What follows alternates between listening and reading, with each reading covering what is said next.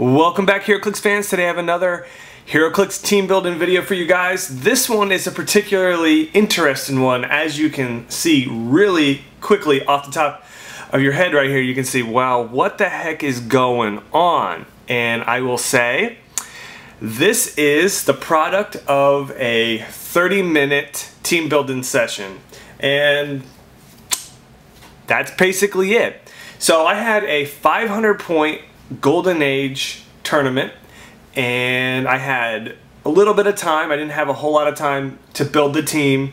I also, was rushed. So anyways, what I did was I had an idea in my head that I wanted to use some cheap figures, a couple figures that I haven't used before, and honestly I've only played one of these figures so far, and I wanted to, make them better. And with kind of the Golden Age, I'm like, well, what can I do to get a lot of figures out on the map, a lot of interesting combinations, and possibly overwhelm or swarm my opponent. And I wanted to use figures that I haven't used, and I wanted to use a couple of figures that I really wanted to use to just kind of see how they played.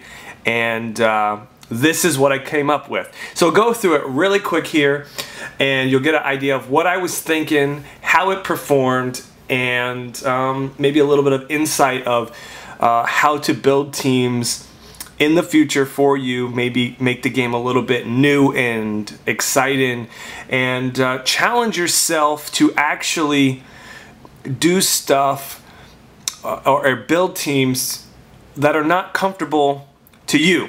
Now this might be comfortable to me, but might not necessarily be comfortable to you in the sense of playing a whole team of figures that you've never used before other than Split Lip. I mean, obviously I'm playing the Book of the Skulls, got to play him to make it effective. So that's a challenge for you guys. To try to play, figures that you've never played before. There's so many Heroclix out nowadays that you can you will never play all of the figures, and it's sad because there's a lot of completists out there that want everything, but there's no way you can play it all. There's just no way you can play it all. And yeah, I don't know what to say too much about that other than let's get into this and let's explore the idea behind this. So we have a full Book of the Skulls, which is really good because it gives any hammer you drop on someone, it gives you a power.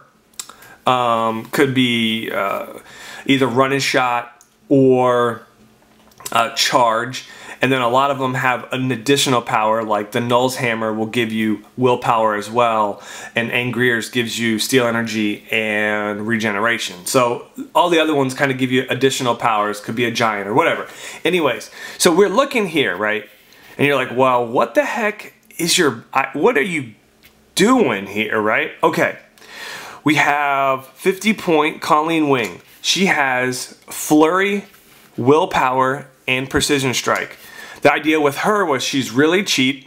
I can give her a hammer that gives her charge, and then she can now do charge, flurry, and precision strike for 55 points. And she has willpower. I'm gonna jump to the Pog real quick here. The Pog is 15 points, and he fills up this team exactly at 500 points.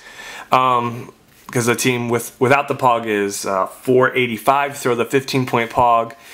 The reason why I used this Pog instead of a different Pog was, first of all, I needed 15 points. I could have potentially used 3-point Pogs, because what I was doing was basically every turn you do the free action, drop a hammer, and then you pick it up for free because of Split Lip. And then you also can do the power action, drop a hammer, and then pick it up. So you needed to rotate every turn. If you could just alternate between Split Lip and the Pog, and you could drop a hammer. You could drop 2 hammers between those two with the free and then the power action with those two. So boom, boom, boom, boom. Every turn, other than the first turn, you can drop hammers, 2 hammers at a time. So those 2 are critical for this team to get hammers and give these characters that necessarily are missing something. All these characters are missing something to be like really good. Like these figures are good, but with a hammer, they are exponentially good, especially for their points. I know when you say, oh, put a hammer on them, they're really good. That's true. But in this case, you're trying to be very efficient with your points and not overlap. Like giving charge to a character now with flurry is, now she's even more deadly, right? Okay, so we have Mercy, 50 points from the gravity feed. It's a really good figure. The idea was I have all this, you know, all these hammers are going to be out there, so I'm going to give a lot of these characters charge. She has TK. I potentially could push her 2 times in a row to go TK, TK, get 2 characters out, and really do some nasty stuff. She also is a flyer. She has prob and barrier. I did use barrier a couple times, but mainly the TK and the prob. So that's pretty good. You do, if you push her, you lose the prob on second click, but you do have the ability to, I believe, TK on the second click as well. So she's really efficient, a new Scarlet Witch with the TK and prob. It's really beneficial. She really didn't have a hammer. There was no real reason for her to have a hammer, but I could give it to her if I needed her. She's really in the support scenario here. Now Elektra here, the thing about her, she already has charge, but she's 75 points with Precision Strike. So I'm going to ping you for 1 damage no matter what, and she has a special on damage that gives her exploit weakness, and you can choose to do +2 attack and then get your +1 to a damage or whatever. It's pretty good, and she's in Dom. So I figured with Dom and Precision Strike with a hammer, she's going to swing for 13 precision. Beautiful, right? I like that. 75 points. Now we have Bizarro, which is really cool because people were like, oh, you're not using the one in the main set. I'm like, yep, you're right, I'm not. Because for 75 points, I have Flurry. I give him a hammer for charge, and now he's doing charge Flurry for 12 damage. I mean, for a 12 attack, doing 3 damage. Oh wait, he's got Indom, that's great. But he also has a power, it's a trait, where if he can see Lex Luthor within 4 squares, they both get a +1 to defense and attack. So Bizarro's going to have a 13 attack flurry charge for 75 points. Lex Luthor, he's got Outwit, Perplex, Leadership, Mastermind. He's also going to get a hammer to get run and shot. Now we're going to have +3 because of Bizarro. We're going to have a 13 run and shot. I mean, 12 attack run and shot pulse wave for 2 damage, but you can empower early on to get perplex. He could pulse wave for 3 or 4 damage. He was really good for 100 points, not very bad at all. We also have Nightcrawler. I really wanted to use him. Both of these guys, people were like, what are you doing with that? I'm like, nah, just wait. Give me a hammer. I'm going to do something. Nightcrawler, you move 6 squares. You can make a free action with your 11 precision strike, traded combat reflexes, and energy shield deflection. He's doing really good. And if he's been attacked, he can use use prob if someone attacks him. He's really good. You give him a hammer of charge, and you can also do that. But he's also, with a hammer, with the charge hammer, boom. I gave him Null's hammer so he could have willpower, so he can always be on the, you know, ready to go if he needs to get out. And he's got a 13 attack.